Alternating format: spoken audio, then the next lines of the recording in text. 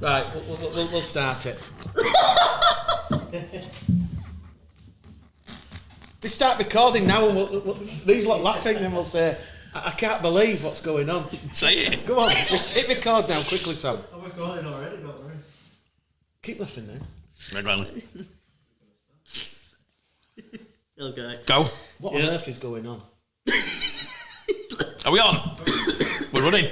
Come on, Mick, introduce it. It's the full 80 minutes. We're back on Show Me the Money Rugby League TV. What a day. What an afternoon. What a morning. It's been seismic rugby league news. Check a special clip that we've done talking about Ralph Rimmer and Karen's leaving the RFL and a bit about AMG.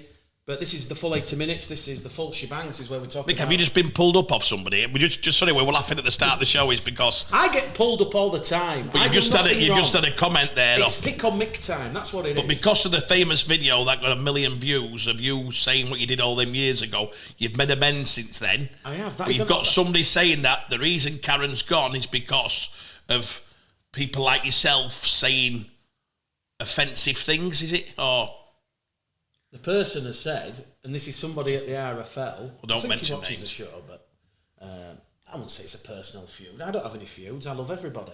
But yes, he said Karen's gone because the children are now at an age where they come across hurtful, malicious videos on social media, being aggressive and rude, and yeah. so that's directly. It's a bit of a let's have a go at Mick. As you know, Craig, I am a very lovable, easy target. Person. I'm an easy target. Yeah, look at me. There we go. Let's go. Straight to the full 80. I just need to give a shout out to Nick and Damien. There you go. They said they wanted a shout out because Halifax beat Bradford the other week at the Shea, so I said I'd give him a shout out. Anyway, right, Craig. I was at the WWE the weekend in Cardiff. Listen, let me tell you that. When you talk about, I know we can't really call the WWE a sport, it's more of a entertainment, as if you go to watch a cinema or the theatre. But let me tell you, you talk about UFC all the time, Conor McGregor, Dana White, all that lot. That WWE, that franchise, that vehicle, that is money-making central. They've brought Clash at the Castle, so it's a pay-per-view event. Very similar to WrestleMania, SummerSlam, Royal Rumble. They brought it to Cardiff for the first time in 30 years. First time in the United Kingdom in 30 years since 1992. There was over 62,000 people there. They've already announced they made over £15 million profit. Wow. Let that soak in. That is just one pay-per-view. Is it real, Mick? Of course it's real. Of course it's real. Craig, it's real, honestly. I'm with you, Mick. I'm with you. I was I'm always telling you, I've always wanted to know. I've never known. Craig, you need to sit there. Listen, if you buy into the characters and the storytelling. We used to watch it together. Don't let him kid you. Yeah, but I'm saying I always thought it were real. Is it? Yes, of course it's real. So when they're flicking each other, it's like, how do they get one man to stand up on there for 2 minutes without throwing him off? Because they're athletes. They are absolute athletes. They are training. Craig, it is real. So Logan Paul's become a superstar wrestler, a proper professional wrestler within. Well, you saw him box. You saw him box. It is absolutely He nearly beat real. Floyd Mayweather. Honestly, I'm telling you, me and Damien, we sat there with 62,000 people. The entrance music's coming on. The fireworks are going off. Edge, who's 48, he's 48 and he's still doing this. Joe knows who Edge is. Don't let him kid you, Mick. Honestly, his song I've always comes thought you on. got the edge, but I didn't know. Edge comes out, his song's on, everybody's on the feet singing along, it's going absolute crazy. There was the Rollins Riddle match, which was Have you ever been told you look like a wrestler? Who?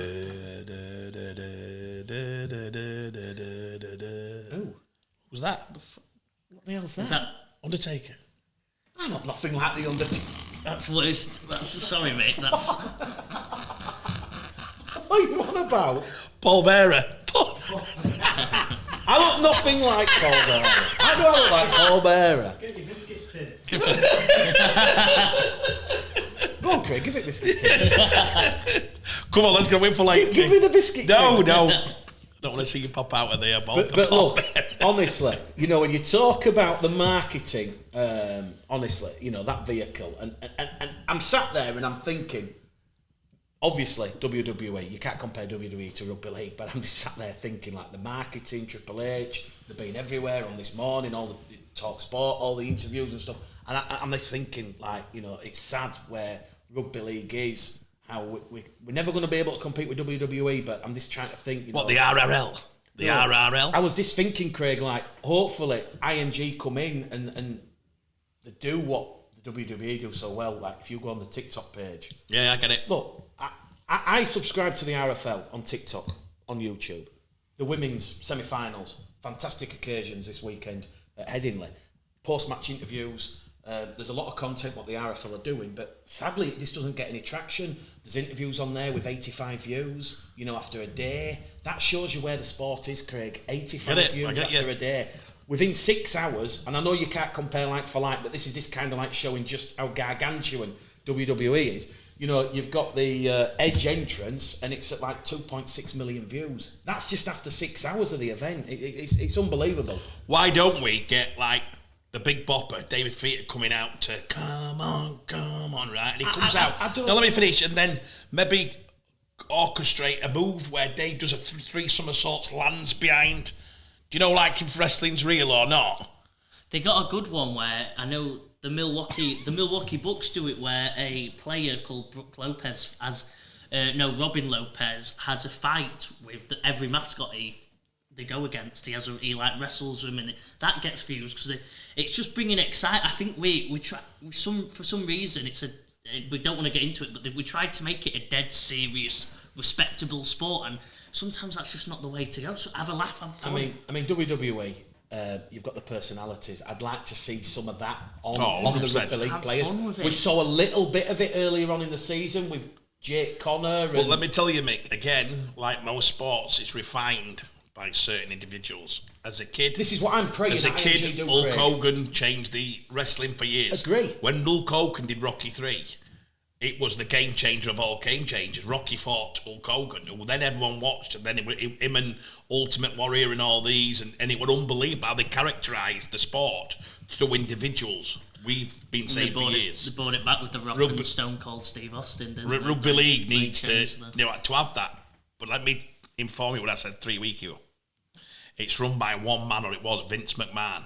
Dana White is a thing of, he watched Vince McMahon and did it for the UFC, and he watched how Vince had the final say. He talks about it all the time, Dana. Vince was the man. He did it because he didn't allow all this. I daren't put this on. He went, no, I'm the boss. Yeah, I'm the boss. Vince McMahon had the balls to say, 100%. We're going to do these pay-per-views in Saudi Arabia. We're going to do these pay-per-views here. We're going to do them there. And what I like about Triple H, so Triple H is now running the business. I was listening to Triple H in the post-match press conference at Cardiff. You know, they're saying, look, you've done this, you've made 15 million, are you coming back? Well, he didn't say they're coming back to Cardiff next year, but he wants WWE, these events. He wants them in Australia, he wants them in Germany, he wants them in France. If you're making £15 million on the back of one event... Does Triple H, though, sound like Double R, Ralph Rimmer? I'm being brutally honest. We need to have better caricature. Craig, you, I'll send you the YouTube video of his post. What I'm saying. He is so calm, assertive, authoritative. There's no indecision. He's not letting the wrestlers or any personal feuds or self-interest get 100%. In the way of what's going to happen for the future. Do you know the biggest? He's actually, he's got his finger on the pulse, and this is what rugby league. Do you know the biggest story in rugby league? Did you ever hear the biggest story? In wrestling. Do you know how powerful Vince was? So that when the biggest seller of tickets in the world was a guy called the best there is, the best there was, called Bret Hart, the Hitman Hart. Yeah, Bret Hitman Hart. Well, he fell out with the sport 25 years ago because it's called the Toronto fixing. What it was is they thought his popularity was waning, and they wanted the guy with the ponytail, Shawn Michaels, to be the number one. The sexy boy. Well. I can't believe I've just done that. So he was that powerful, Mick. He said to Shawn Michaels, if you get a chance in this, we've orchestrated this to happen, but if you get a chance, pin him down, ref will give it. So Bret the Hitman Hart doesn't want to relinquish his title. He's been told this is the way it finishes. What happens? He gets pinned down. He thinks it's not happening. He lets it happen. Ref says, yeah, bang. Hitman Hart comes in, puts two into Vince in the changing rooms, put two right up, absolutely doesn't go near the sport again. Vince didn't give a monkeys again. It was all about what he thought were better for the sport. We Which went is to genius. WCW. Yeah, didn't it's we? genius. And on the back of that, there's obviously the famous Jim Ross incident, the commentator. He was doing sideline projects. Obviously, he's now at AWE. But yeah. We'll do a special Show Me the Money wrestling feature, Mick, this year, I'll guarantee you. Yeah, no, definitely. I get it. But just one final point. On the back of that, you know, I never thought I'd go to WrestleMania in Philadelphia, WrestleMania 40 in 2024. But on the back of Saturday's experience, listen, I'm off to Philadelphia. Listen, amazing. And this is what I'm hoping. What happens with Rugby League? Because IMG, you've all seen the fan survey. They're talking about similar to like the cricket, the T20, the 100, the Big Bash. You know, we don't know what IMG are going to do, but we need something. The sport can't continue as it is because we've just lost 16 million and we love the sport. And I know this might sound like a parochial comment, but change has to happen. There has to be another reset moment, a big bang. Obviously, Ralph and McCarran Morehouse are going.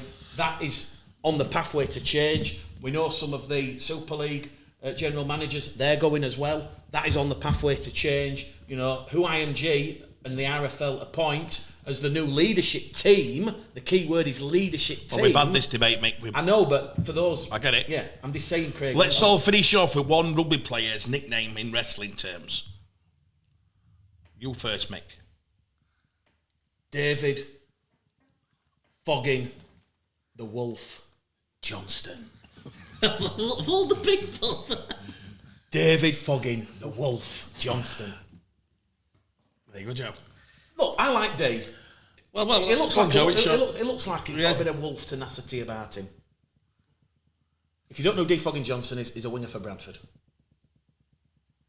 I'm going to get Mick the Terminator Aletsky. Well, there you go. Lewis Superman Murphy. Lewis Superman. There you go. That's 3 names. There you go. Let's go. Yeah. Listen, the wrestling was great. Right, we're on the Super League. Okay, so it was the final round of the Super League this weekend. It was round 27. There was a couple of close games. None more so than the game at Headingley on Saturday afternoon. I must confess, Craig, I've been out of rugby league circles this weekend because I've been at the WWE. That's the last time I'm going to mention it. I have seen the highlights. Apparently, Lee Radford said he can't bring himself to watch that first half ever again. 37 and 42% completion, I think it was. More, at one point, there were more penalties than there was minutes. Wow. Well, that says it all for me. When you've got possible. when you and I know Castleford have lost and obviously their season's over. You know they've missed out on the playoffs by that defeat to Leeds. But when you've got the head coach saying he cannot watch that first half ever again, that is damning. That is damning. I've not watched the first half, and I thought it was interesting that the highlights that I watched last night while we were in London. The highlights start in the 52nd minute. Yeah. It's like nothing's happened in the first half. You know, move on. Well, is this back to... So when we did a show on endurance, I think, Sam, I don't know what we called it, we did it on fitness. Yeah, I watched it with Kieran Hudson. Yeah. Now, one of the things we got on was the... I don't know if I'm allowed to say it, but I think we got a top coach from Rugby Union. By the way, if you do watch the show, thank you very much for your comments. But he actually agreed with us saying, what protection do you have against the wear and tear of your body building up to a World Cup and keeping the quality high? It proved at weekend, by the way, I went to the Old Derby. It proved at the weekend the quality was... And Hull KR were great, enthusiastic, played for the coach, played for the club, absolutely out-enthused. But I tell you, at times in that game, honestly, it was like... Well, I were there at the Leeds Cast game. I think I watched that first half. It was... it is a bit. This is actually probably an insult to the thing. It was the worst half of rugby I've ever watched in my life. I was sat with a bunch of rugby lads watching from different leagues, from Super League to League.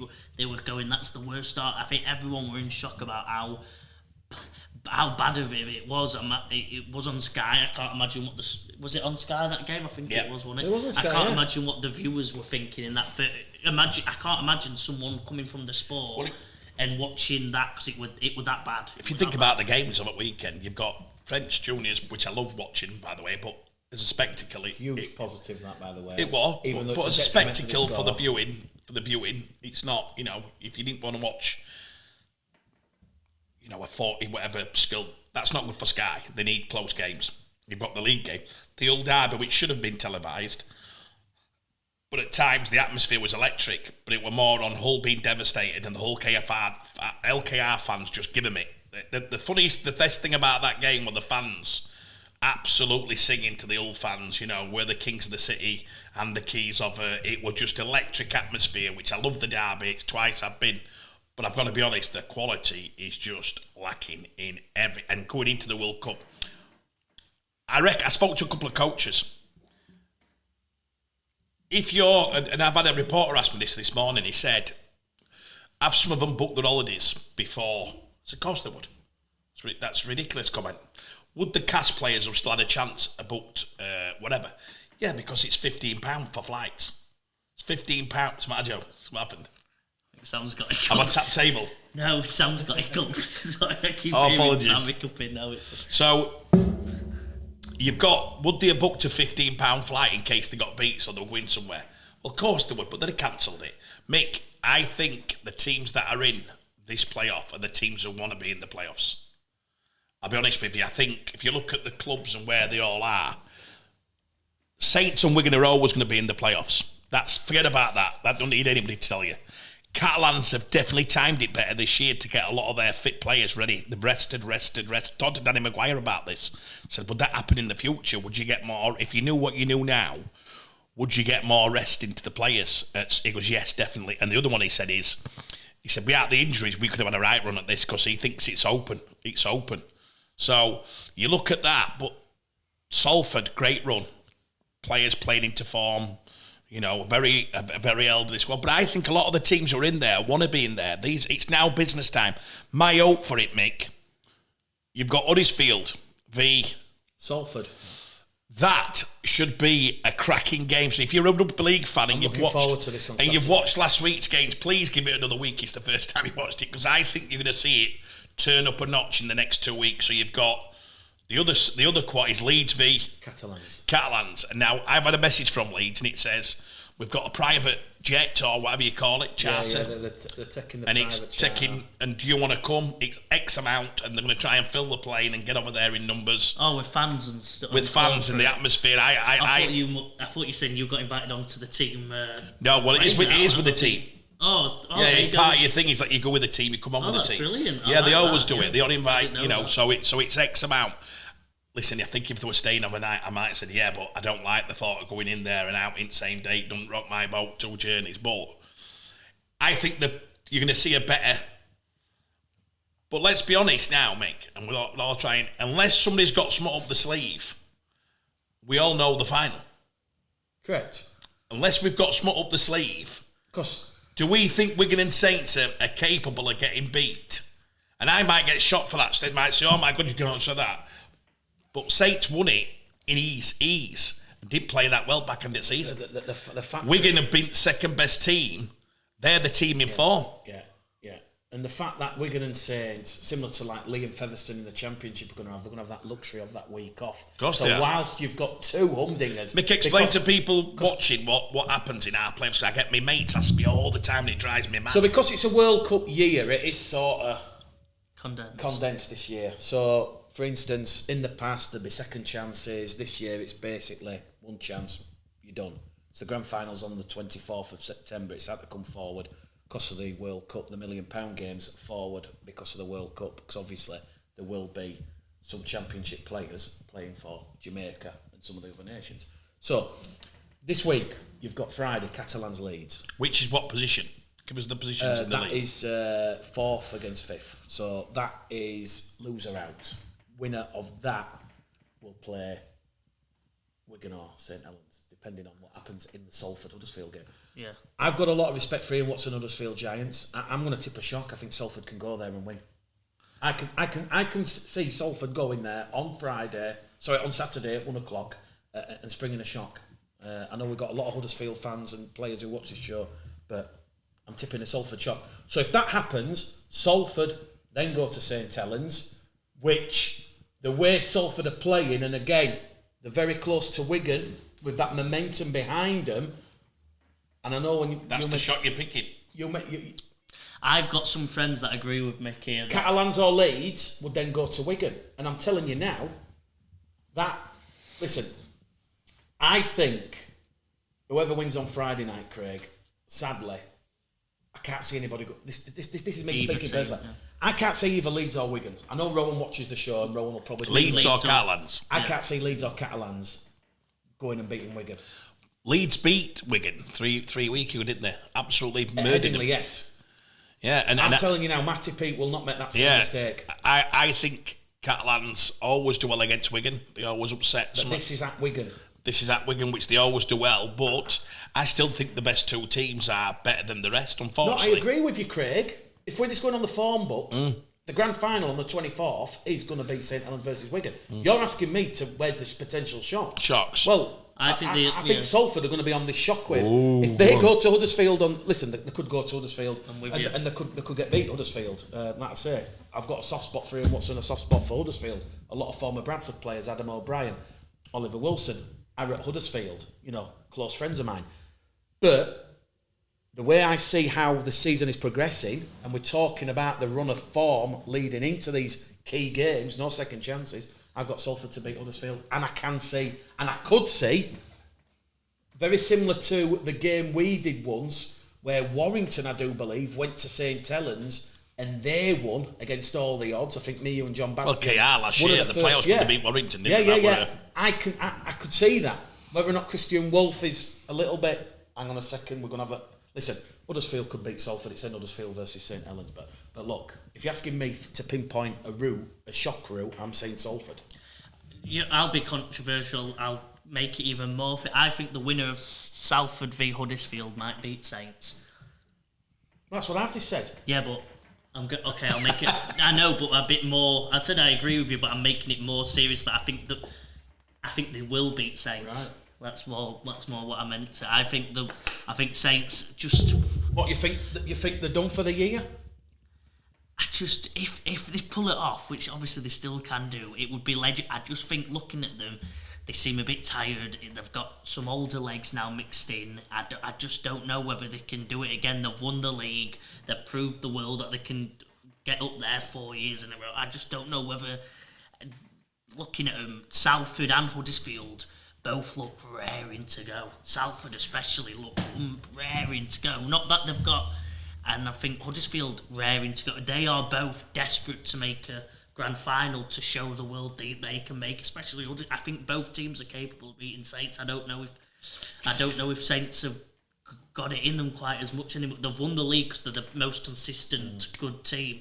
But on the day, Salford and Huddersfield, I think, will beat St Helens in that second week playoff, if that's what I want to, if you get what I mean. No. If you look at all we can go on, which is form and guide and fitness, whatever you want to call it, going into a playoff, Saints have got one or two injuries, which Percival and Lewis Dodds are massive, in my opinion, for them going into a playoff. But, the form's not been great last 8 weeks. But the mind might be on the playoffs. My feeling is the league were won and they're just getting ready. They've played a lot of kids, haven't they? If there's one team can time and run, it's these. So I don't think they'll not be ready. I think for Huddersfield and Salford, any of them to play this week and go through the game, you know what that game's going to be. Endurance test. It's going to be high completion. It's going to be absolute dog. To go then and play the Saints at Saints is not, it's probably a ridiculous ask. And it's probably an impossible task in my opinion. I think Catalans are the one who'd scare me. If they got a result against Leeds, if Leeds had probably 5 players in their team, I think Harry were massive. I think Harry playing at that time in the form. They're saying if they beat Catalans, Harry might be ready for the. Right. Well, I think Harry are there, and I still think probably just a little bit. I think they're just a little bit. I think that run they had in their form's just gone a little bit tricky last thing. I think Salford are a form team. I think Salford are capable of beating Huddersfield. That's Huddersfield are, I think. But I still think, I have a feeling, Mick, only one team I can throw in, dark horse, the Catalans. I think Steve Mack sat Mick and rested, and he's going to get 5 or 6, Mickey Mack, Tom Kidd, they're all coming back for this playoff against Leeds. And I think you might see Catalans, what they learnt last year, maybe a little bit of fatigue towards final. That they were brilliant in final, by the way. What a game. But I think they learnt. I think Steve Mack learnt a bit, and I think he's going to try and get them old legs up. They are one team capable of going on that run. So I'm going to have Wigan Saints, and I've got my third one is Catalans. Catalans. They're my third one. Wow. I've got your grand final winners, Mick, as Wigan Warriors. I think my prediction is I think you need form before the season going into the playoffs. I think other sport. I know I say other sports. Leeds famously would finish 5th, 6th, 4th, but their form before the playoffs would hit. I think you need that pre-playoff form, and I think you've got to consider Leeds in there because of that. I think you've got to consider Salford because of that, and I think your winners Wigan Warriors, but I think it's going to be the winner of Huddersfield v Salford that go to the grand final. Do you know the one person who won't be happy? Sean Wayne. Sean Wayne, must be watching this week by week, absolutely shitting himself. He must be sat there each week thinking, oh my good God. Every week, Farrell, he's lost this week. Massive for Wigan. Yeah. Massive. Yeah. They've lost, Harry. Obviously, they say he's come back out with rushing Harry back with an hamstring like that. It's ridiculous, in my opinion. But, you look at what's happening, and I bet in next 3 weeks, Mick, it must be the worst job in the world is. Because if you do think about England, if they lost, potentially, 3 or 4 players, we've had it. We've definitely had it for World Cup. We're hanging on a shred now. But if you then lose a Bateman or somebody, I'm not saying John, a player of that accolade after losing Farrell, we've probably only got another 2 or 3 back rowers in comp who could sit up and play. I don't know if you watched the Wigan game at the weekend against Catalans, but the press were all putting pressure on whether Harry should be picked at 7 for England because of the injuries. Yeah, but you could see Matty Pete's face. I think Matty Pete was the best, honest person in the ground. He looked at Sky to say, are you kidding me? I love what Harry's doing. And I'd be the most proudest person ever, but slap me. I think you were looking to say, come on. You're asking Harry, who's not even played fortnight, you're asking a kid who's had a good run of form to go and play against international players on that stage. That's one of the biggest ask. I thought you were looking as if ridiculous. But let me tell you, Mick, if we get an injury to Lomax, if we get an injury to George Williams, if we get, and if we get, we're one away from having an absolute nightmare. I tell you now. So the most pressure on us, and this was the guy's point. The only one I'd argue with is that, if I'm being really pedantic, we've got a load of. I think we've got second rowers to come. I think halves the one where if we ever. Well, would you replace Bateman and Owen Farrell with Mike McMeekan? And. Well, if both get injured, Mike McMeekan. You could have we've got Callum Watkins. We've got to have 5. We can't have 4. Yes, but I think we're going to have to carry here. I think we've got a couple of positions where we have that. Depth. I think our issues are the half-back. If Johnny gets it, George is safe now. I know it's sad on Warrington not getting close to the playoffs, but at least George is safe for the World because obviously he's not got another game. Don't clear your bottle, Mick. I think Sam said he can hear it. Johnny Lomax, if Johnny gets injured, what other half have we got to come? I'm saying there's areas which I think we haven't got the depth. That's what that guy was saying on the DM, Mick. I think one person watching this next 3-week playoffs, whatever happens, is Sean Wayne hoping to get through them all without that many injuries. I think on average, Mick, at the moment, there's about 4 injuries per game. Yeah. That's 4 players a game missing the next games or next few games or even 6 months out. Well, it hits home how brutal and just how much of a collision sport rugby league is. I went to the old derby and the body's going down at the moment with fatigue, Mick, and playing under fatigue is where you get your bad injuries. Playing under fatigue is really hard. Ethan Ryan broke his thumb. I think he's on the stag do in Amsterdam. The LKR lads are in the dam. But Ethan Ryan, outstanding Ethan Ryan, but his thumb went. They carried somebody off. There were people going down left, right and centre. I was like, wow, this is. Did Danny Maguire famously say we've only got? I mean, they're all taking the piss, weren't they? The players 16. 16 players. Boom, boom. 16, yeah. Yeah, it's incredible, isn't it? Elliot Minchella, he was like going. We only had 16 players. I've seen some. Listen, look. I mean, you've only got to look at the back there. Look, you got Ethan Ryan, you got Minchella. Look what it means to him. Listen, it was unbelievable. Fantastic. Just one final point on the playoffs. Matty Pete and Wigan, do they have that psychological edge over St Helens after what happened last weekend, where St Helens were out-muscled, out-fought, and of course what happened in that one-off game at Ellen Road when Wigan ended their quest for their first piece of silverware. I think if you watch what's happening at Wigan, and we were sat when before they beat Saints, I saw the atmosphere in the ground. When I saw Andy Farrell, the legend, I thought they've got it right off the field. They're starting to get, the crowds have gone up massively. Did you see this week, they did that thing on Sky, they've got the players going through and there's kids either side in that dark thing and it's like electric. Nearly 14,000 there on Friday. It's like bringing... Well, that's amazing, wow. They're on against a team that historically has very few away. They're on the crest of a wave, Michael. Agree. And I think Matt is surfing all the way to the grand final, and I think you'll see, you look at what it could be one of the greatest first years in the history of the game for a player. I think he's 34. Yeah, I think he's 34. He's brought them back from, whatever. Matty Pete's only 34. Yeah, I don't think he might question me. He's probably 36. I mean, Sam, can you have a look at that, his age? But I think he could be one of the youngest ever coaches of a grand final, Mick. I think he could be one of the youngest ever coaches to win it in his first season. I don't think has it ever, did Brian McLennan win in his first season at Leeds?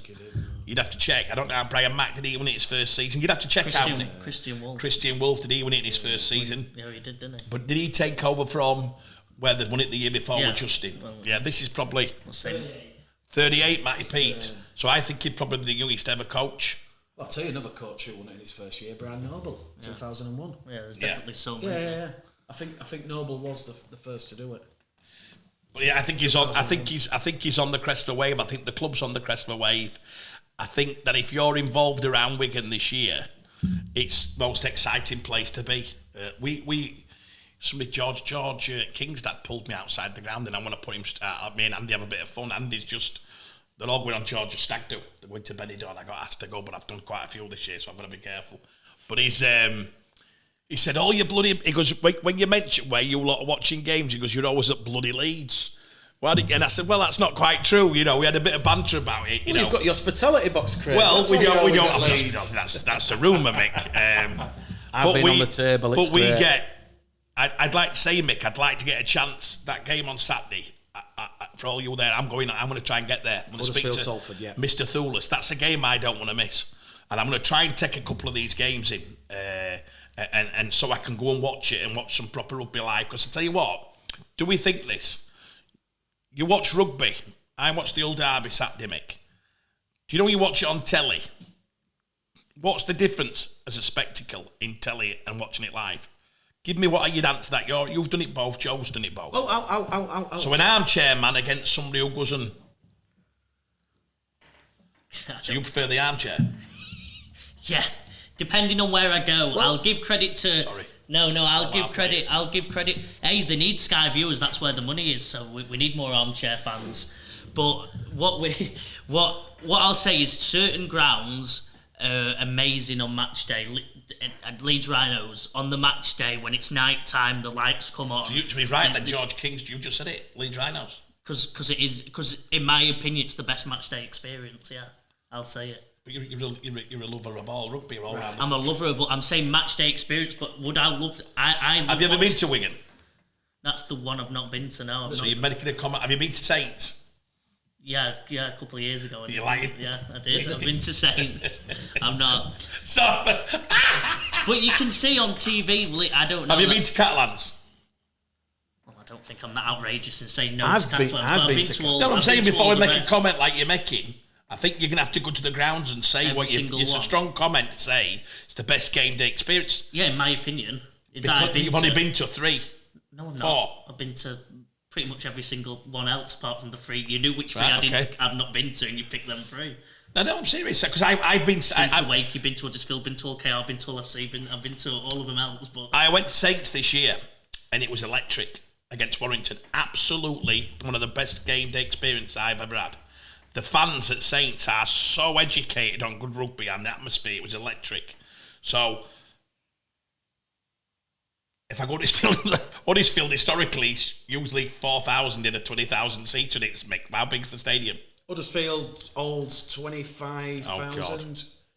you'll be lucky to get 5,000 there on Saturday, and that's. And we love Huddersfield, but that's an hard. I get what you're saying there, Joe. Some experience, but last time I went to Huddersfield, which for this year were fantastic. But you've got to sit in your own end and around the fans. You're not sat at the other side. There's nobody at the other side, is there? To answer your question, of course you want to be there. You want to be there. I mean, I'll use the WWE for this weekend. You watch it on BT Sport. I watched it. Are you on a pound for every time you mention WWE here? There's something going off here. You've told Damien, something's been said here when he said he's going to mention this weekend. No, Triple H pulled me up and he says, you want them 2 tickets to WrestleMania? No, look, I was just trying to think, because obviously in Rugby League, I'm in the commentary boxes, I'm not there as a fan, but to describe it as a fan, Saturday, you're there with the atmosphere, and that's how you feel being a Rugby League fan. You're part of the atmosphere. You can change how that atmosphere affects the stadium. So, yes, it is always going to be being there over then sat. I like it on TV as well. Joe's a valid point, because if everybody was in the stadiums and nobody was watching on TV, then Sky don't make any money. So you do need What's the thing that everyone's cheating? We know I keep getting Texas. The dodgy sticks. Yeah, the sticks. I've got a couple of the dodgy sticks. I also... Can he legally say that? Cut that. You can't say. Well, I don't know. I won't call them dodgy sticks then. I won't say dodgy sticks.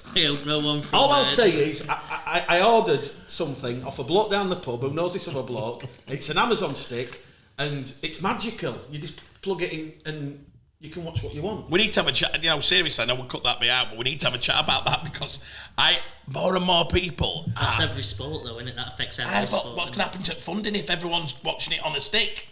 We have to find other ways to fund it, don't we? I won't call it a dodgy stick. It's what Dana White knows mental Craig, about, right. I'll call it a magical stick. Sounds like one of your Saturday nights at Viaduct, mate. Some of them always think, we'll carry on now.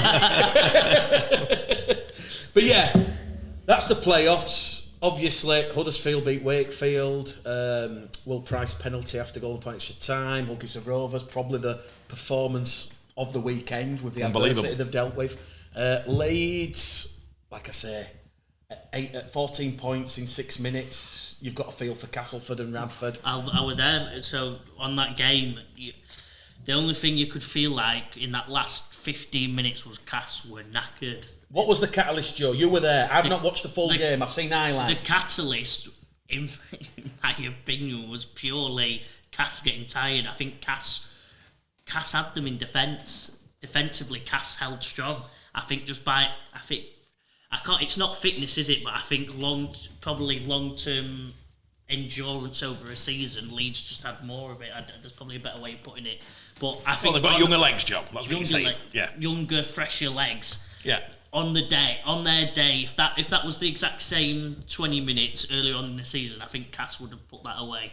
I think in the end, Zach broke through. They couldn't catch him. Mick got an offload. They couldn't. Every time they broke through, they were gone in the end. There were some brilliant performances. I've got to give credit to Jake Mamo, the up and down man. Jake defensively was awesome. Made one of the worst catches I've ever seen, and he'll probably admit himself, not his best moment, but apart from that one moment with this catch, he had he gave it his all, Mamo. There were a couple of them, a load of the cast team, they give it that. I think Rad has said it after him in his post-game interview. You cannot be disappointed. They're not disappointed in that performance because they give it their all. There were a load of mistakes in that first half, but they dug in and give it their all. I can buy into the tiredness because on one of the clips, I don't know who it is, but someone out of Castleford on tackle forward, out of dummy half, they just kick it straight down towards Myler. Myler then goes out wide, beating two defenders, edge defenders. Then it's to Hardacre. Hardacre cuts through. Then you've got Oledzki on the next carry, steamrolling through, and you've got your match-winning score. So yeah, I can buy into that. Rowan Mick is as a coach very positive and free rolling, which is why probably Leeds in the playoffs been always dangerous in the last 20 because they've got a belief. He's taught them something different to what's been happening. That if they're in any game, keep believing in yourself, keep believing, and there's no penalty for playing rugby. That's one of the most worst comments I ever heard in coaching. I'm not mentioning who, but somebody said to his boss, "Can we offload?" and he said, yeah, as long as it comes off. And I was like, that's fucking one of the worst comments I've ever heard, because you as a player going to try something. In other words, yes, if it comes off, but if it doesn't come off, you're probably not going to try it. You probably think, I'm not going to risk myself doing something which is such a skill, a fine-tuned skill, to play second face rugby, Mick, it's always risky plays. I think Rowan's the opposite. I think Rowan just says to him, go and do it, and I'm here, and I'll back you. I'm going to back all you. Imagine you're with a player and somebody tells you, I'm going to believe in everything you do and trust you to do it. As long as, that's it. And I think that's massive. I think a bit of what's happened at Hull with Danny. I think Danny's gone there and all lads are absolutely loving it. And I said, what's happening? And they say, Danny just like one of the lads and he's trusting you and pushing you to express yourself. Tony Smith were very good at that, by the way, but pushing people to express themselves. It's a great form of coaching, isn't it? It is. It's if you look at probably...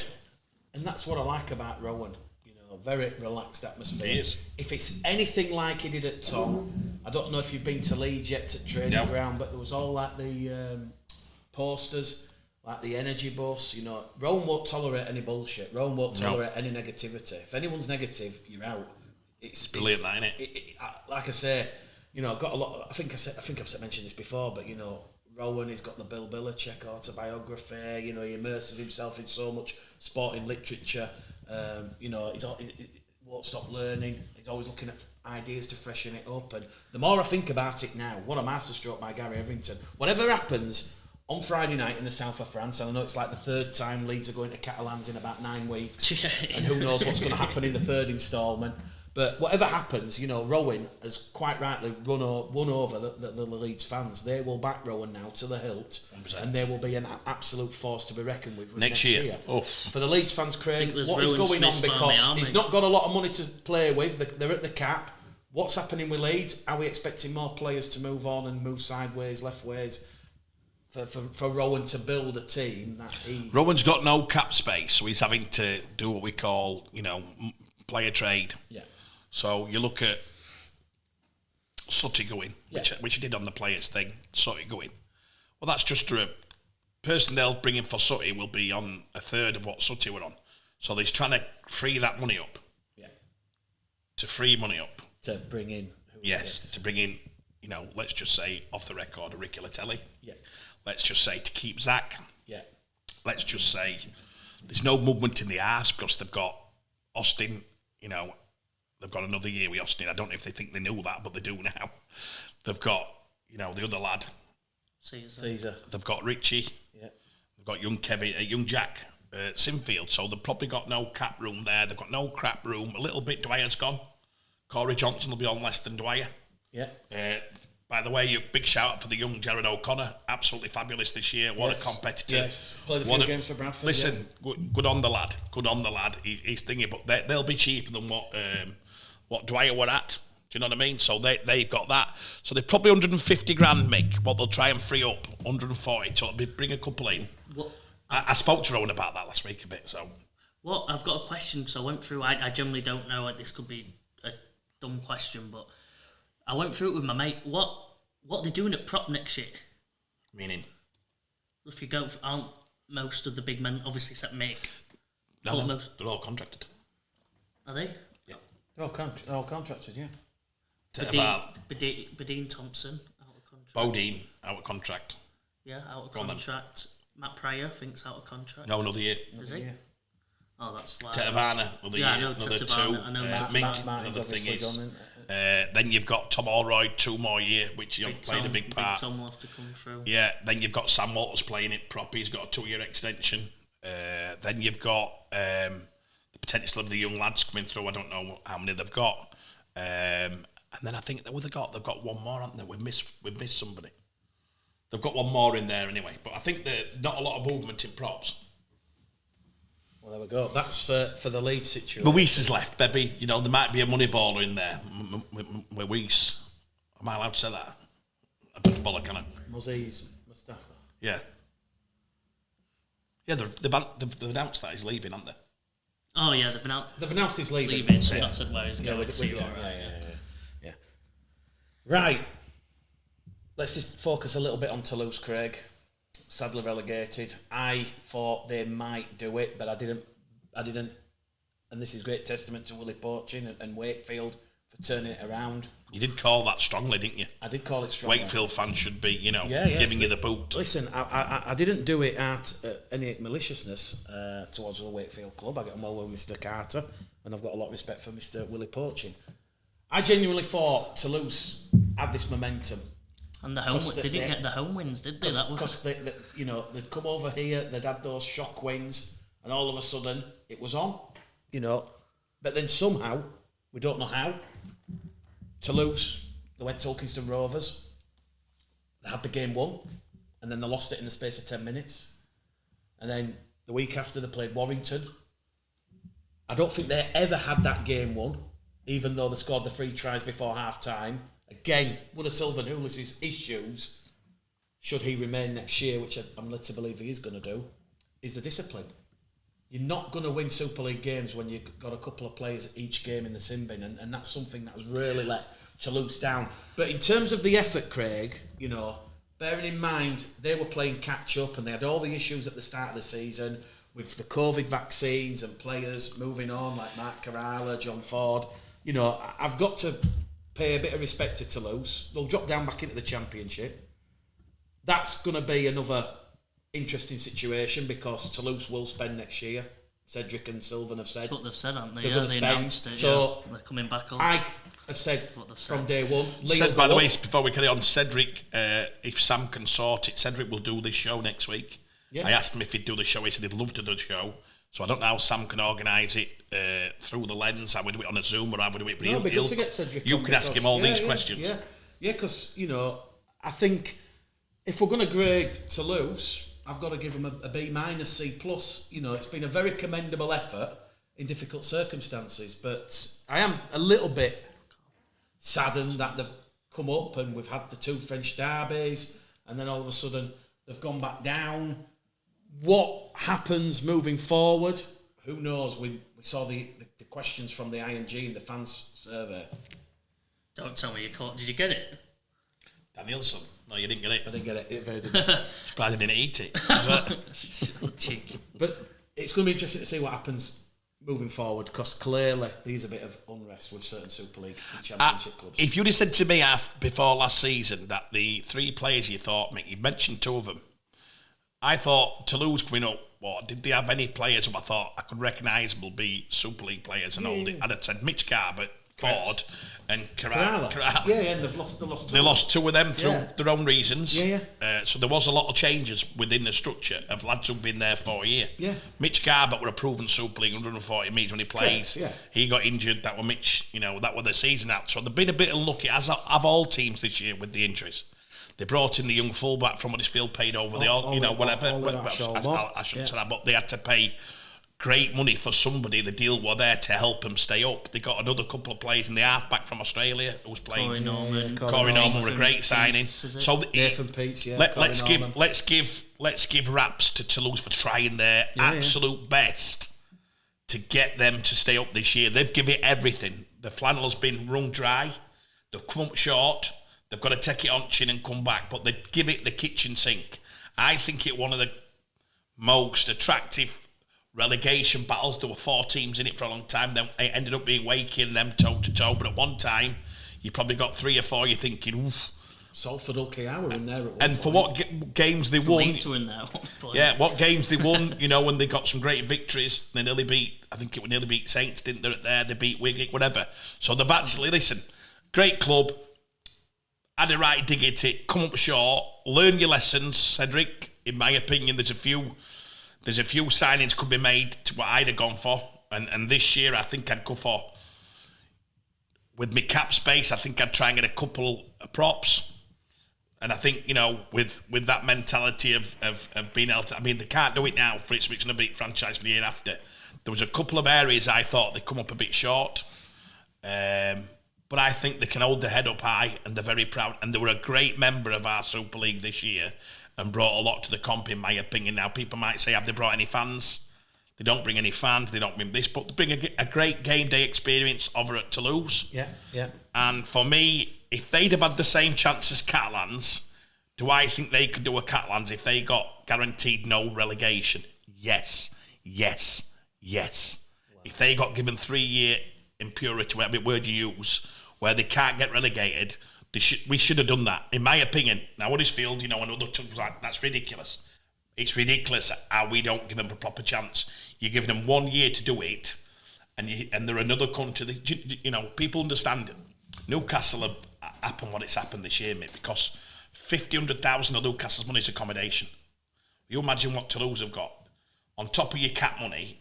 First 200,000 is accommodation, and they're paying for the transport. Do you know what next 50,000 is? Visas. Yeah. Do you know what next one is? So they are up against the 8 ball all the time. Do they need a little bit of help, Mick? Yes. And if we're going to grow the sport, Mick, in areas like Toulouse and France, they should give them every bit of help they want. What we're very good at in this comp is saying that's the rules. There you go. Work around the best you can, and then see you later in 2 years' time. You've got relegated. Do you know what I mean? No, but by the way, you can't buy yourself up because we've got a cap. It's not like you can get Toulouse and go, chairman's got 5 million, he's going to do a Man City, or he's going to do a Wolves. They're going to throw 30 million at, you know what I mean? They're not allowed. Well, they are actually, I tell a lie there. They're not allowed in Super League, are they? No. To go over what they were going to build, but you are in Championship. And that's why I think with Lee, in my opinion, destined to Super League this year, a lot of the Championship clubs who I've been speaking to at the games I've been in the last 3 weeks, since Toulouse relegation confirmed, they're all, what's the point? We're not going to spend next year because you've got Toulouse coming down, and they're going to throw serious money at it to get back up, ahead of the restructuring changes in 2024. So I'll be negative. I'm a bit worried about the champ for next year, Mick, because of some of them reasons. I know a lot of clubs haven't spent a lot of money. They're not spending money, but they've not made all the signing checks. They're waiting for IMG plus who's coming down. Yeah, they're waiting for Wednesday the 28th when they're going to be told licensing's back in some way, shape or form, and this is how the structure's going to be from 24 onwards. But more importantly, how we get to that restructuring change in 24 onwards.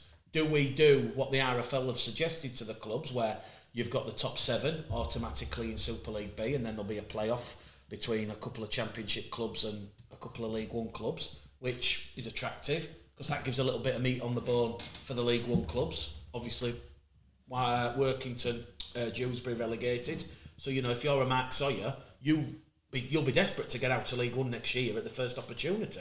So you want to have that option of at least being offered an opportunity and a place in that Super League B. But like I say, we'd be guessing, and we could. And you know what? It's probably what Jimmy said earlier on in the other show is that, what is this rule around having so many teams? Because like if you said to Toulouse, we're not going to relegate anybody, we're going to allow League to go up.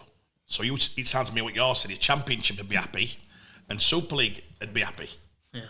Do you know what I'm saying? So Jimmy's right in a way. You're all stuck on these numbers. But what if you said numbers, what if you said just put Toulouse, stay Toulouse, let them grow, and then bring Lee up.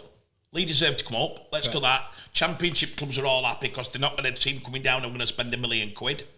The only highest spenders then they'd be Featherstone, obviously maybe Keighley, but it'd be a more even comp. That's what we're saying, isn't it? Yes. So yeah, sometimes that's one for IMG, by the way. I know they watch the show. Well, what you've suggested there, Craig, is 2 divisions of 13 because you'd have one going up, no one coming down, and you'd have 2 going down, 2 up, minus the one that goes up. So you'd end up with 2 divisions of 13. Yeah, as long as you know the rules you can't just change it halfway through because there'll be legal battles. But if you say, look, this year, I like that.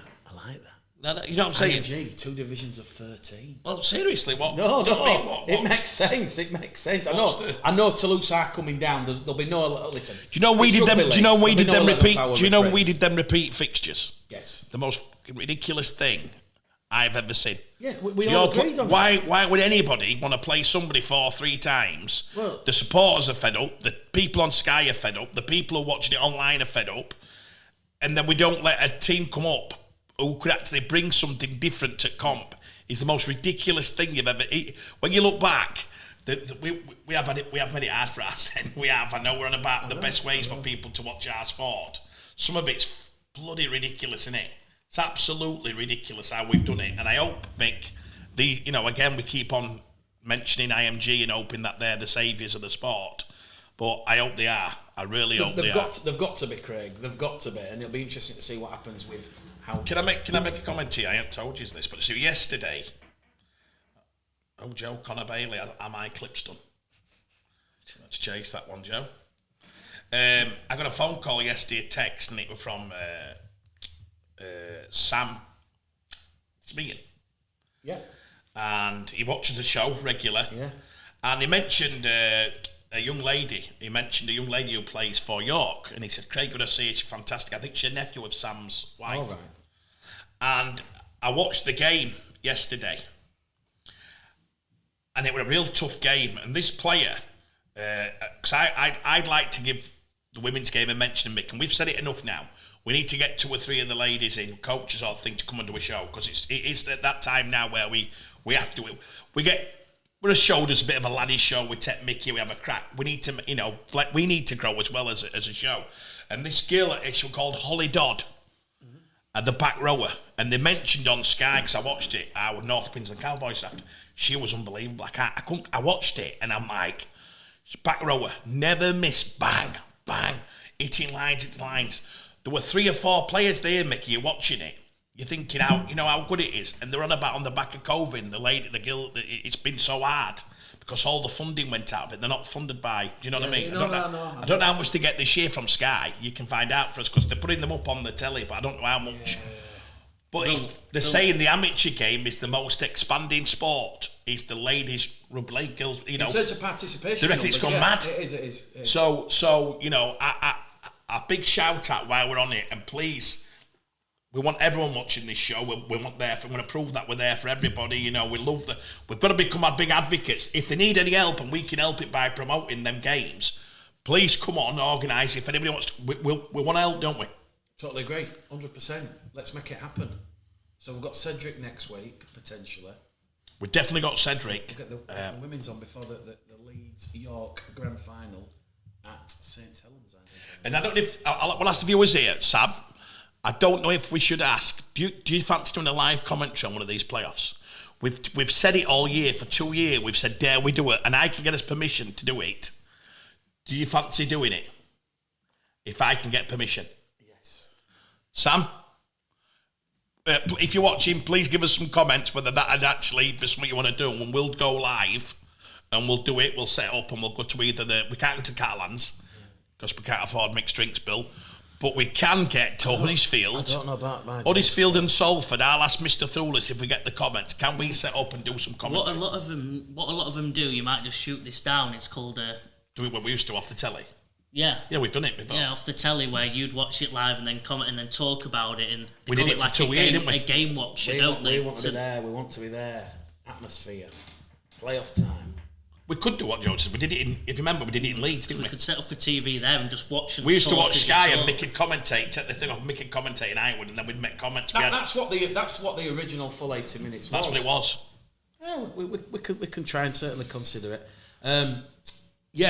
Newcastle Thunder, just quickly, Craig. Yeah, it's the last one because we're. What do you mean it's the last one? I'm just looking through the window and it looks like we're the red card's going up. Oh, right. I feel like, if I mention wrestling, I feel like when Triple H had to tell the Nature Boy with time on his Hall of Fame speech, you're off.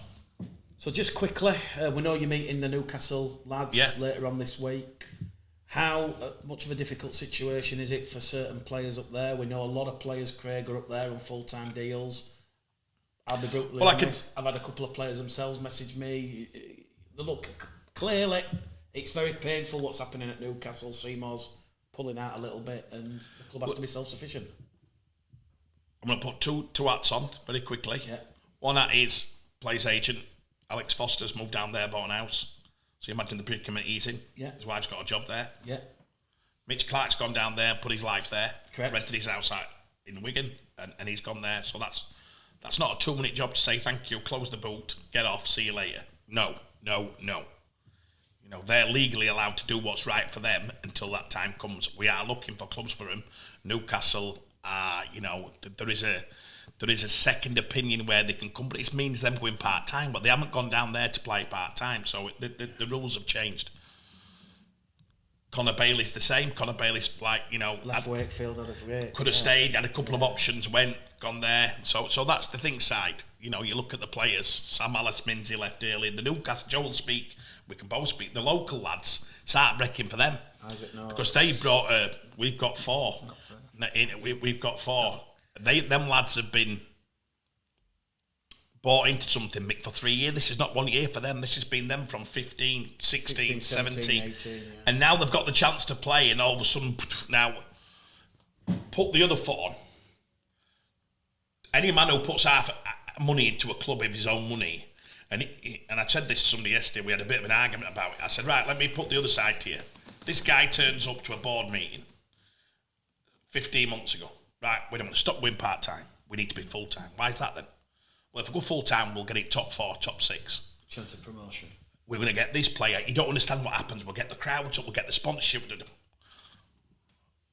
He says yes. He signs it all off. Third front bottom. Second front bottom. They don't increase the crowds, no more than Champ 1. They don't increase the sponsorship. They don't increase anything. So everything what he's been promised in that board meeting of people he trusts has not happened. Now, he can all play whatever happens. People can say it's him. Not a chance. Usually in life, when something goes wrong, it's collective things that go wrong. It's not individuals. Correct, yes. They've all got to put their hands up and say, yeah, he should have said, should I have signed that off? Knowing what I know. He should have got all that. My thing with the owner of Newcastle, Seymour, is he was probably always protected away from actually meeting rugby league people. So if you're an owner and there's a wedge before you actually get talking to them. It should have been Dennis Betts-McCorgan, yeah. Yeah, but there is certainly not Dennis, but before that there'd been people. McCorgan. People before that, I've known it 6 years, would never get a chance to come and actually talk to what my opinion is, might have got some straight answers. Now, if he'd have said to somebody, do you think we can do well next year? I'd have said, to flick over a part-time, they got promotion through by default. Correct. And you've got to get that into your head. Mini licensing, yeah, mini licensing. Then they get, can you flick a team to why did they compete with League and Featherstone anyway? Why did they want to spend that money? They could have easily said, you know what, let's bed these kids in, let's get this group, and it's a 3 to 5 year journey. Let's spend 400,000 this year, let's get a couple of quality players in, but around this, let's keep part-time. I think what's happened, Mick, is he's built into something which has not been anywhere near. It's not materialised. I think a bit like Andrew Chalmers. Andrew Chalmers, this guy's put real cash in. Andrew obviously didn't show that, whatever. But I think there were a bit of Andrew where he got bought into, straight back to Super League, everyone wants Bradford there. It comes along and goes, we're not that good. Well, I can remember Andrew was saying to me, well, we've got the money they asked us to get. Well, you have, but you haven't got the players. Newcastle have also got a problem where they've got to house every player. Imagine this guy, Mick, he don't only put his own cash in, he's give up 6 houses of his own property, which could be getting rents in, to let the players stay in them. So I don't knock any man. Somebody said the other day, can't believe he's done that. I goes, mate, have you been there when that's happened? Have you ever tasted what it's like to put 20 grand of your own money in per month? And people telling you, this is going to happen, this is going to happen, this is going to happen, this. He'd have been told, Mick, if Newcastle do this, there's a Super League place waiting. All the shite that he didn't told. Yeah, I agree. Poor lad. False promises. And for me, should it have been said, where do Newcastle have to finish if Lee are going to win it? I'll ask you both. If Lee or Fair, obviously back at you've got to think start of the Lee, season. spending 1.2 million, Lee. Start of the season, Lee and Fair. What would you advise if Newcastle had come and said, you'd have said just don't get relegated, wouldn't you? Based on being put up for mini licensing. I'd say playoffs. Well, no. Oh, wow, I wouldn't have gone that far. No. That's crazy. What, based on going, based on what, going full-time? No, forget about full-time. I don't know. You're at Newcastle, the man's got the thing, he meets Mick Gledel, he meets Joe Harris, and he said, hi guys, looks like Lee are going to spend 1.2, which everyone knew, because they're all going off. Featherstone are going to be there, you've got tried and tested Halifax, Bradford's. Where do you think we should aim? Would you have said, I'd just make sure you don't get relegated? Because it's your first time going up. I'd have probably gone a little bit higher, knowing what the budget Seymour was giving to... No, would you want to take the money off him, or would you say, why don't we just do this? Sorry, I'm with you now, You've Craig. got the choice. I personally would not... Really I personally would have I'd have gone down the building foundation route. Yeah. Rather than let's go gung-ho and do 650, 700 and let's sign Mitch Clark, Alex Foster, Thomas Mins, Sam Alice. Obviously, Minsey and Alice have come back. You mentioned all our players there. The 9 full-time players. You mentioned all ours. I'm sorry.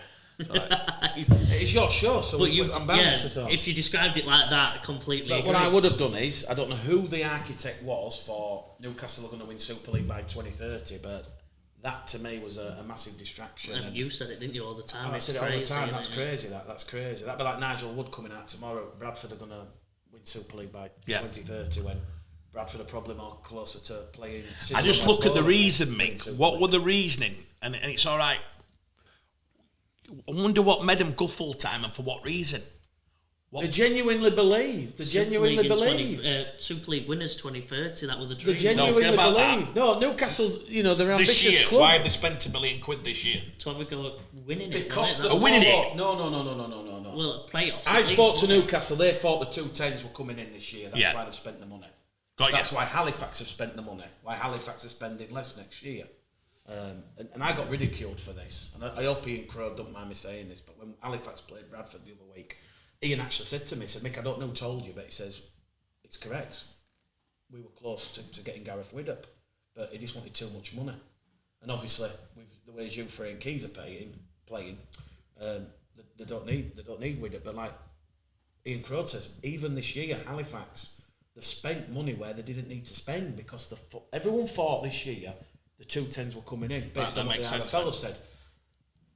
I spoke to Newcastle the other day, and the situation they've got now is Seymour's pulled out.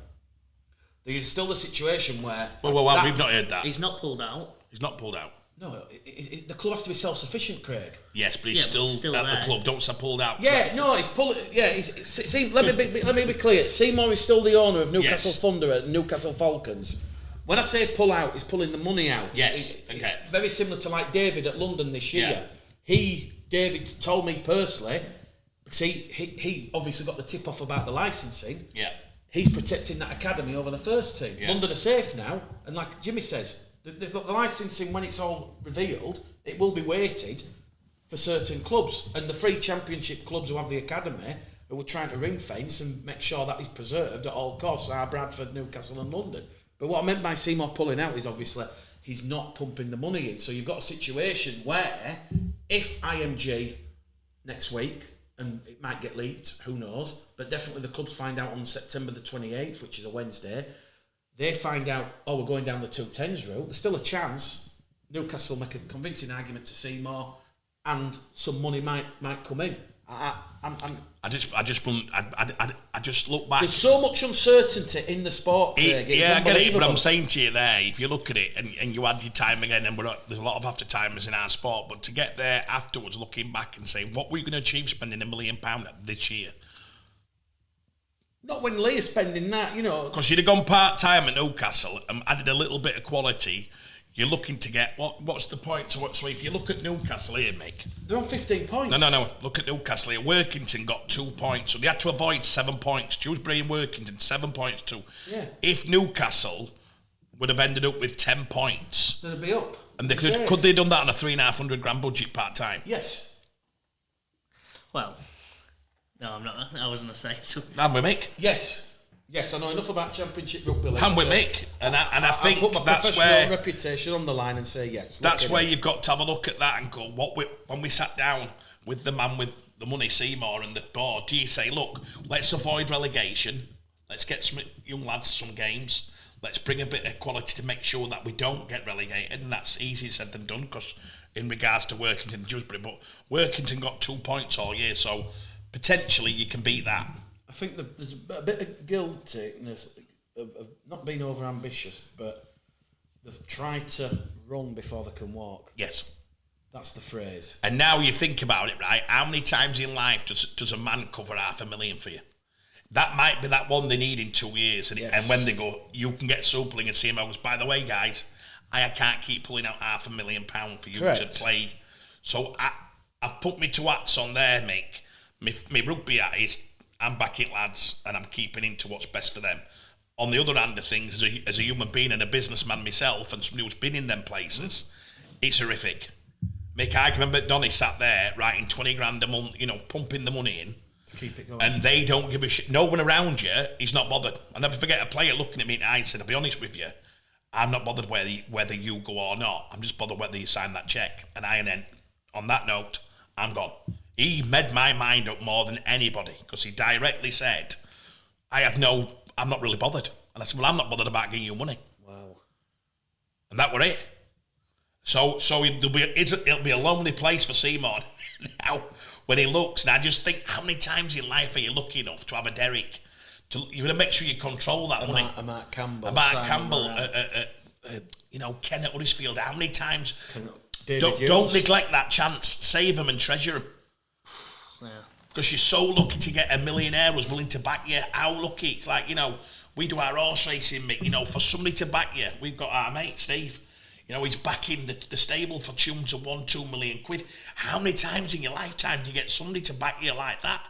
You wouldn't find somebody at street, you and Joe and Sam and me, who'll back my new business plan for £1 million. You'd be 1 in a million. You're going to find 1 in a million person who'll believe. Newcastle have got that in Seymour, haven't they? They've got a guy who's believed for 5 or 10 years in them getting to Super League. Do you think he's ever got... Do you know when you meet the RFL and Seymour meets them, they'd have done it? Do you think the RFL historically would have said, we want you in Super League and you can do it? They would have done. Yeah. So again, Seymour's input would have been, what do I have to do? Well, you need to finish in top 4, Seymour. If you get up there, well... Do you know what I mean, Mick? I'd love to get him on show and ask directly, say, what have you been sold? Exactly. Maybe Jordan's best person. Jordan's not his kid. Yeah. We love Jordan. Maybe get Jordan. So Jordan, what were the plans for this year? And if he says top 6 finished, I'd say, well, do you think you had to spend £1 million to do that? Which ultimately you failed. Yeah. Would you have been better off cutting the cloth? I think that's a wonderful thing. I think that's what... Because at the time, I remember us doing all the show and us we all put Newcastle in our top 5 or 4. Because we knew they were spending the money. Yeah, that's... But if you'd have looked what Lee did, you'd have gone, wouldn't you? You'd have been thinking, well, we're all... Yeah, but you didn't know till quarter way through the season. Maybe. Remember, at first, everyone said Fev's winning. No. And what gives you... I've always said Lee. Okay, but it was much more I had a bit And what gives you the right, Mick? What somebody said the other day, which were brilliant about Championship, what gives you the right to think you can beat Batley? When historically Batley have been in top 6 for 20 years, what gives you the right to walk up with your money thinking you can beat Batley? Well, get what? No, you don't. I tell you what, there's going to be interesting change at Batley next year when you look at the players that we're losing. There's a lot going to Widnes. But they've always done it. Leeds. Yeah, you remember the famous year Powley took about 6? Yeah. I think it was Dewsbury team, sorry. That was Dewsbury team that went up. Powley took Finney and he took all them players. Now we're like... Yeah, it's going to be interesting to see what happens at Dewsbury next year. Last one, Mick, before we go. Yeah, go on. If it's reputedly true about Luke Cooley, you'd be one of the best people in the country to ask this question. Will he good enough to play a Super League, and can they develop a top Super League player at fullback? As I've said on this show, Rowan worked with Luke when Rowan was at the Bulls. There's a relationship there. Rowan clearly sees something in Luke Cooley. Is he a current Super League player now, based on, no disrespect to Batley, or the way he is currently coached? I think he can do what Dion Cross has done, what Chris Hill has done. Yes, with the right coaching, brilliant. The right attributes. Sorry, he has the right attributes. Did you get rid of him at Bradford because you had Pickersgill? Yes, it was very painful, Craig. Listen, I love Luke Cooley, I love Brandon Pickersgill, both very good friends of mine. I always remember covering those academy games, like, Luke, Pickers, who's going to be playing today? Because obviously Pickersgill can play half. But yeah, it was a very, very...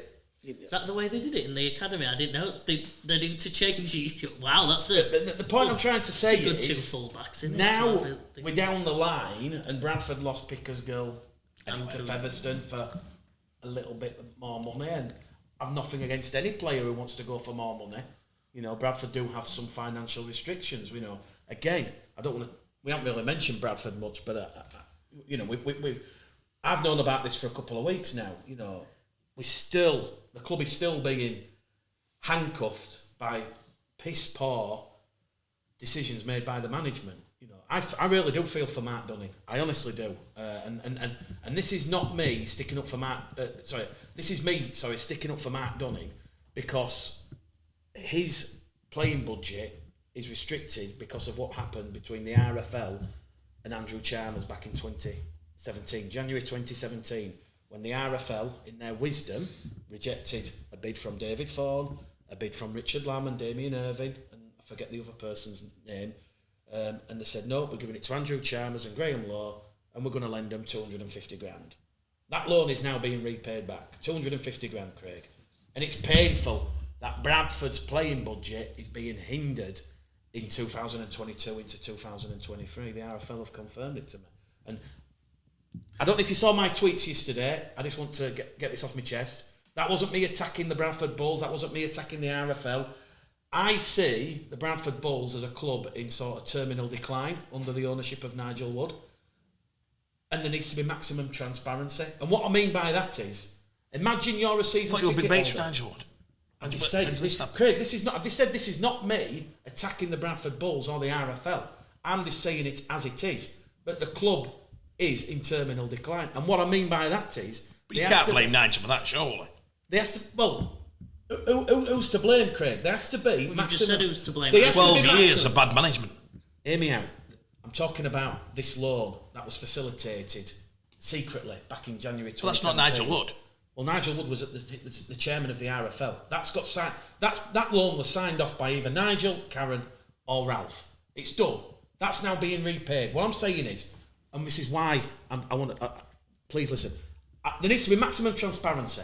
You're a Bradford Bull season ticket holder, and these are people who, when I walk through town, they come up to me, they're nattering me ear, they're finding out from other people that secret loans have been made, and that this is having an impact on the budget. You know, these are season ticket holders. You know, they're finding out, not from the club. This is what I'm saying. There has to be maximum transparency, because all what is happening is what has happened under Mark Green, under Omar Khan, under Peter Hood, under Andrew Bennett, under Mark Moore, under Andrew Chalmers, under Robbie Hunter-Paul, under Steve Ferris, Mark Green, etc., etc.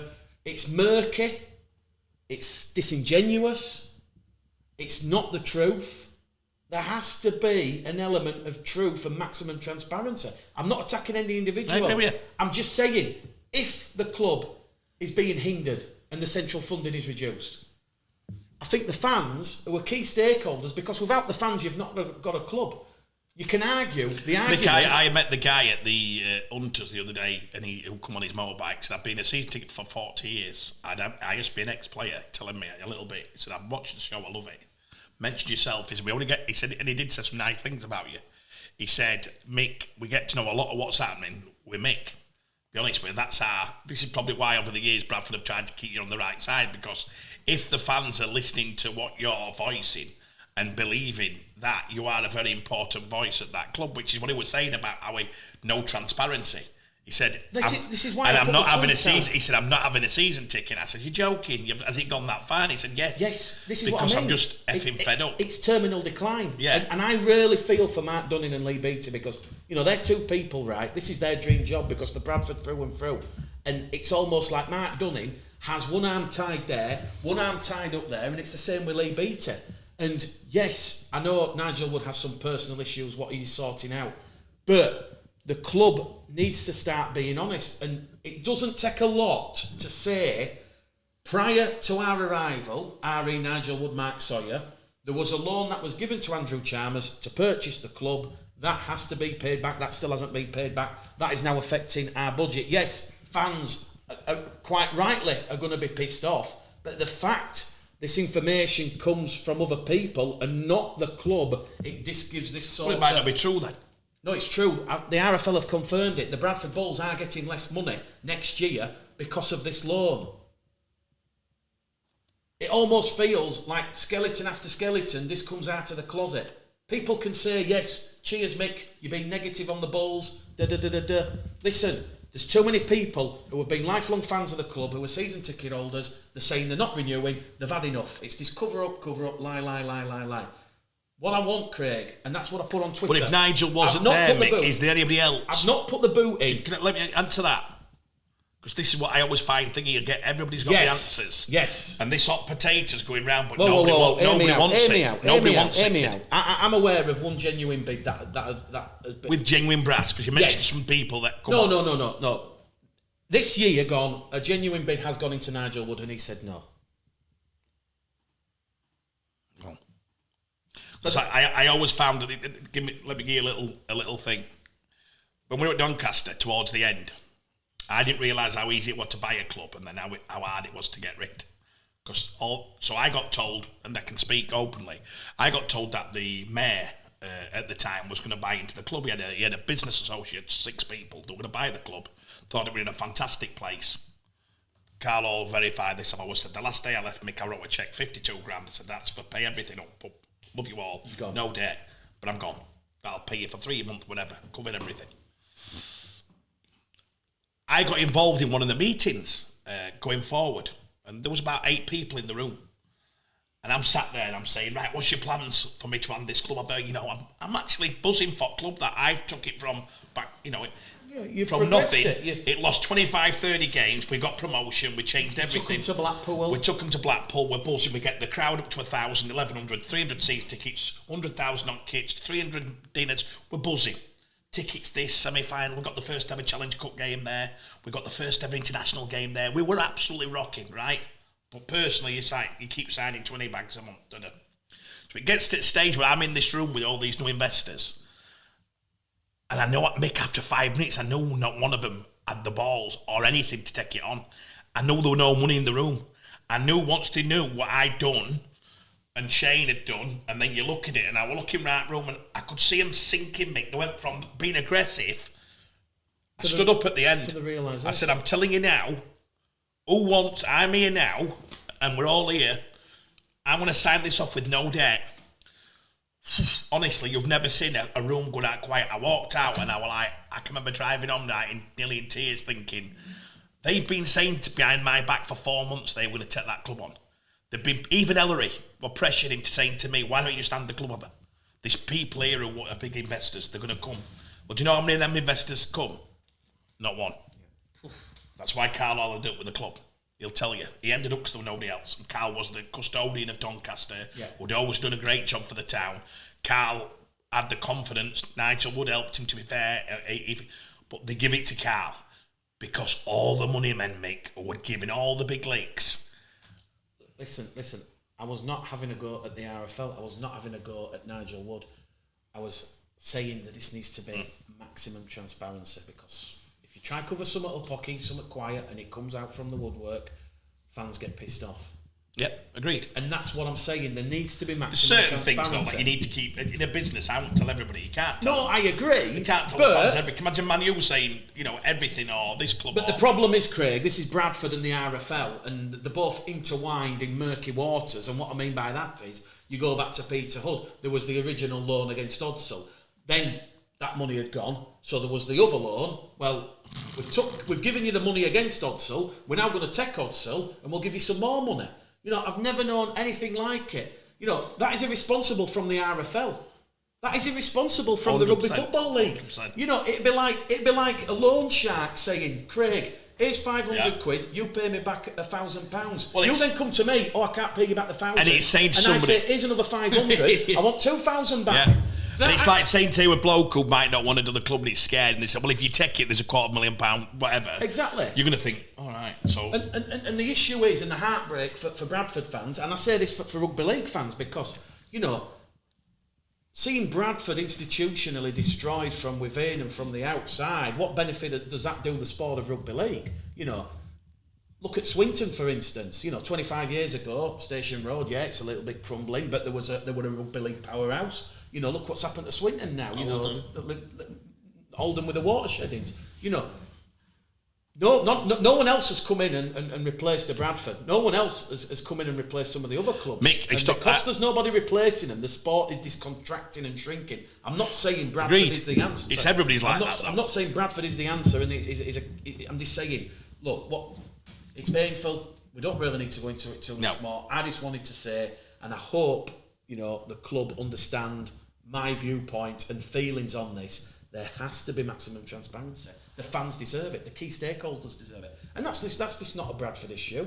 We know some other clubs, yes, they've had loans from the RFL and there's been secret dealings and this. Well, no, you get a lot. If you get a loan, they take it off your centralisation, so it's a bank loan what's to be paid back. There's nothing illegal that has taken place. I'm just saying it's frustrating that in 2023 you've got Mark Dunning, a young, enthusiastic, homegrown coach. He's having his options to recruit the squad that he wants, that sees Bradford progress and hopefully mount a playoff challenge next year, restricted because of what has happened with previous ownership.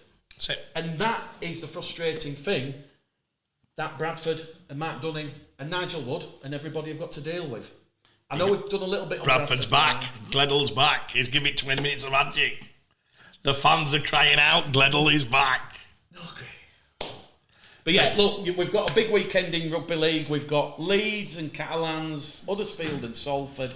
We've got Championship, the final round. Breaking news. I hope it's true, so I didn't get out bad here.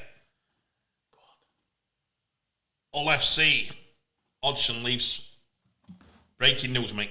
There we go. I hope, sorry if it's wrong, because a friend of mine, Brett, I hope somebody can verify it. It says BBC.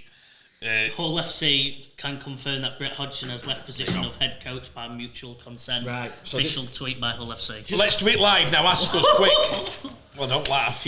I'm not laughing. I'm going on. It's exciting. I'm saying. No, I wasn't. Imagine Brett watching that there. It was oh my god, breaking news. He's off back. It was breaking news. I didn't mean it. So, I didn't. Sam put that on that shorts. Brett Hodgson gets sacked. Woohoo! No, it wasn't. You've done me.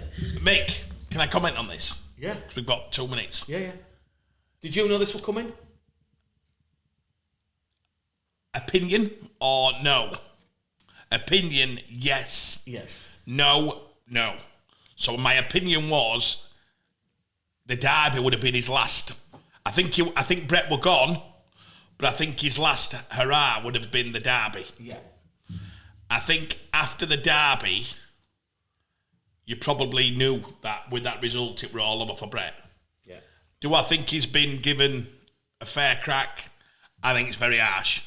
I think he's gone in there after Radders, and all them players were Radders' players, and he's not really had a chance to put his own players in there. That's the bit I feel sorry for him. People don't realise Breton lives in Hull, his wife and kids live in France. Do you know that? Yeah. So he actually gives up a lot. He's sacrificed a lot for that club. I think it's where Hull are as a club. I think the pressure of being at Hull is immense. I think you were brave to take the job. He was definitely brave to take it on a 1 year rolling contract. Yeah. Do you know what a rolling contract means? Either way you Decides, can. Yeah. It's so Brett's not protected himself in that matter. Yeah. I were there with the fans. This takes the heat. Does this take the heat off James and Adam? Yeah. Not James Rule, James Clark. James Kicks Clark, at this sorry, last yeah. time. You've got, it probably does a little bit, because I watched, I listened to the Twitter after the game. This is what I can have a right go at fans sometimes, Mick. Do the right thing, Adam. Put him out of his misery. And I listen, and I'm reading it, and I'm going, wow. You're saying to Adam, who's the custodian of the club, do the right thing by getting rid of Hodgson. In other words, it's Hodgson's fault. Does anybody think this is Hodgson's fault? That's a harsh way to put it, isn't it? What about you? I subscribe to the notion that the game changed whilst Lee Radford was recruiting a certain type of player, and Hull were notorious, and I'll use the word notorious, they were notoriously slow to change and adapt, and they ended up with the wrong type of players. But at Man United, they've had 3 coaches. Jose Mourinho, is it his fault Man United were in decline? No, that's from above. Is it Solskjaer's fault? No, that's from above. Right, so is it Brett Hodgson's fault? No, it's from above. So, let's... Well, I wouldn't give Solskjaer... But a fan saying that, what I'm saying is a fan saying... Well, Brett's the coach. I don't like that at all. Yeah, but how many of them players were Brett's? Any idea? 6, maybe. You've got 6 in that he put in this year, or 15 months ago. Yeah, I think... Wow. He's putting about 6, isn't he? I think 6 off the top of my head. Right, so 6 out of 32. Yeah, exactly, yeah. It's not his team. It's like working with chalk in the rain. There you go. I think that. Took Dad a second to get that one. No, I still get it. Have you got it, Craig? I'm still thinking. Brett's there with some chalk. He slaughters you every time. Yeah, you can't do out to just kiss. That's what it is. Yeah, I get you. It's a bit like Mark Dunning at the minute with his secret loan to Andrew Chalmers. Mark's trying to coach. Sam, you need to check every time he said that because we don't want me, it's Mick Gledlow's comments on this show, nothing to do with this show, it's independent. Can I just say that the comments about the secret loan are factually correct because the RFL but have again, confirmed it to me. that is not an opinion of Show Me the Money Rugby League TV, it's an opinion of Michael Gledl on his own. It's no longer a secret loan because it's out in the open, so it's a loan that took place in January 2017. I think the one where I can, if I'm putting anything on Brett, I would say as a coach, I think Hull need major changes, don't they? They need major changes personality-wise, in culture, in just they've obviously, and it's out in the. It's not. I don't want to say it's out in the open as such. Many people say there's a bit of a culture issue going on at Hull. There's a mix of many different things going on. I think where Brett went wrong is I think he made that decision to change the culture way too late. Great comment. I think that's his big great one. He decided halfway through to get the loan lads in and get some of them out, didn't he? And it was too late. It was too late. That's his big mistake that I think eventually has been his downfall. But if you think about it, it's been. When I just cover that, there's a coach on there. They might be saying, "Get me that job." Oh, make sure no one sees that one. Bloody hell! Not far from York to Hull for 40. That would be nothing to do with that. 40, he's not ringing me. I'll ring him in 2 minutes, 40. That's it. It's on serious about Rugby League now. Do you know what? I've had a missed call off Sutty, and I've not realised why Sutty's called me. I thought, is it about the top he's giving me? Is Fordy still 110% committed to York? Yes. There's a Super League job at Hull available now, Craig. No, he's 100% behind York. I was having a laugh, by the way. Don't take it serious. But you know what? He will be linked. He will be linked. I'm going to give you my opinion. I'm sorry to see Brett go. I hope Brett gets a gig. Is this the coach who should go in? Yeah, the one who this is for me. Yeah. And I hope I could say this to Adam if he asked me. It needs somebody who's got a hell of a character. Honestly, it's a club. I watched it and I studied a lot of things at weekend. And it needs somebody who's got moves, bit of hustle. Do you know what a bit of hustle means? It means you can handle people and you might not always be. Do you know what somebody says? I'll always do the right thing. We always have a laugh with John, don't we? Sounds like you're putting Brian McDermott in. No. It's one of the best reads you've ever done. That's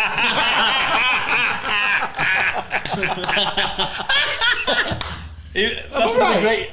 Am I right? I didn't have a clue you were going there. Am I right? No, I'm not going to say I'm right, but am I right? If you've called that one of the best things but I think... Great. I'll give you an if you played that. Yes. I think it needs somebody who is hustle, military background. Well, I don't know if you need that. It's not, he's not going into Beirut here. He's going into Hull. But I think you need somebody who can hustle his way around things, who can get players' imagination, who can galvanise a group very quick. Yeah. And I think you need somebody who has got, without being swearing, no F's given. Yeah. Who is that man then, Craig? You need somebody who's had success at that level. You need somebody who's done an unbelievable job on low budget. You need somebody. You need somebody who's played at the no. So I think the person you need, it needs to be instant. This that you're going to get 8 weeks here. Do you know in between? And if it's not some now, the people, there'll be somebody who'll go 1 to 10 favourite for this job by tomorrow. I'm not going to mention it because I don't want to get involved in it. But it'll be 1 to 10 to get the job. Yeah, I already know. And that's the way the club I think might go. Yeah. They might go that way. That'd be shocking. No, that'd be good. I'm not saying it'd be bad or good. That's not my opinion. I'm not getting involved in that. It's in a decision. It's in like drama. Well, but if it does, yes. If it's that way, right? If it is that way, no, we don't know anything. Promise you, no one knows anything. No, I know. Sometimes fans get pissed off when we do this and they go, we don't know. I'm just trying to work out in my head. I mean, what happens if they beat Lee in the £1 million game? No, I'm not thinking. Why did you up? Why did you up? So there's people who get the job. I think there'll be a load of applicants to it. Somebody threw in one last to me yesterday, Gareth Ellis, said, would you think Gaz can make that step up? I think it'd be too much for anybody to step up there. Him and Shenny doing a good job. This is somebody fresh. Yes. It needs the Rowan Smith outside the box. I think a big rebuild. I think even more. This sounds daft. I even think somebody who can. Leeds is an environment, right, which is high pressure, but a lot of the Leeds people you're dealing different here. Yeah. You've got Gary Etherington, for all his faults and all his goodness, and Gary made laugh about it. He's one hell of a stabilising person in your life. You had Big G there, he's seen it also. 40 years. Next one. Let's stabilise. Next one. He sat here in garden. He don't get up or down. No, he don't, yeah. Adam's emotional. Yeah. You know what? And I hope I said this in the right manner. I'm sat behind James. I got invited by LKR to go to Derby, so imagine me. I'm sat at Hull, but with the LKR. So I've got Adam and James in front of me. Throughout game, I watched people. You know what, Mick? I don't know if I could do it for £1 million now. People are walking past and staring at them to the toilet, then coming back with their drinks and staring at them. Them two are having to. This is how Adam and them watched it, without looking at interaction of people staring at them and giving comments and tapping them and doing what they're doing. 20 minutes to go, I go, so they need to get out of here. They really need to protect the Sens here because they're within a metre of the fans who are now absolutely fuming. And I'm thinking, would you get the Man U chairman sat here last year at the middle of this? Would you heck him sat at Zoom in America or sat in corporate? These are sat there, Adam's like this. Every person who walked past them were blaming them.